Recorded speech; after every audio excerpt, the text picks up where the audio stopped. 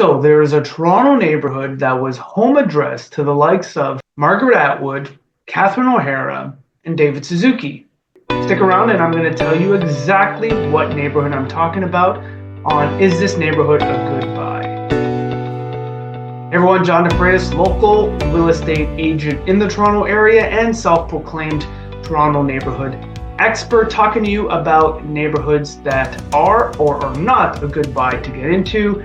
And today's neighborhood I'm talking about that you may have already thought of is the neighborhood of the Annex in Toronto. Now this neighborhood dates back way to the 1700s and was located pretty much where the Seton Village is right now to the west and where Yorkville Village is right now to the east. And in the mid to late 1800s, this neighborhood was literally annexed from those two villages and thus called neighborhood of the Annex.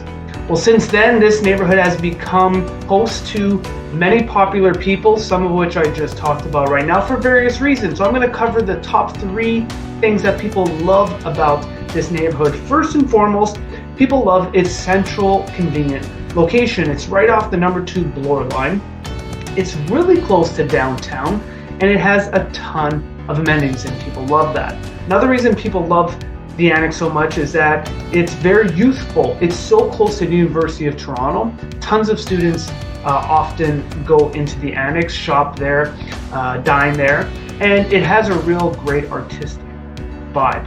Finally, another reason people really love the Annex is the fact it doesn't have a lot of big box stores that you would typically see in other neighborhood nodes in around the city.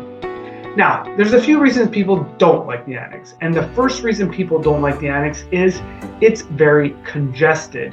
It is right downtown, it's pretty dense. It does have some condominiums very close to nearby, some apartment buildings and row houses, so you get a lot of traffic. Another reason people really don't like it very much is that it gets really noisy with all of the university students, specifically on the weekends. So if you live anywhere on a street that shoots off of Bloor, you're going to hear some noise on a Friday and Saturday night for sure.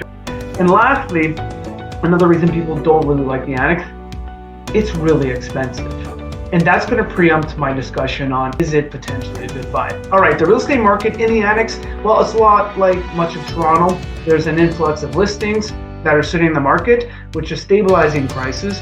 But the reality is it's a really expensive area to live in because people generally really want to be there. So an average detached house in the area is going to run you right around $2.5 million, okay? If you're looking to get into a semi-detached, that's right around $2 million. If that's just way too high for you, you can get into an attached row house for about $1.5 million. Lastly, if you want a condo, well, that's going to run you right around $940,000. So you can see it's still extremely expensive. Now, the good news is there's a lot of rental options that are opening up where you can get into a 1-bedroom for probably in around $2,400 to $2,500. So much more reasonable considering all things. Now, given all that, do I think that this neighborhood is a good buy? I do not think the Annex is a good buy. So if you're looking to purchase in a neighborhood, well, this neighborhood is overinflated and its real estate prices have been skyrocketing since the early 2000s. Hey, I hope that was informative. I hope that was helpful. Well, I'll see you all next week where I bring you another neighborhood and tell you whether that one is or is not.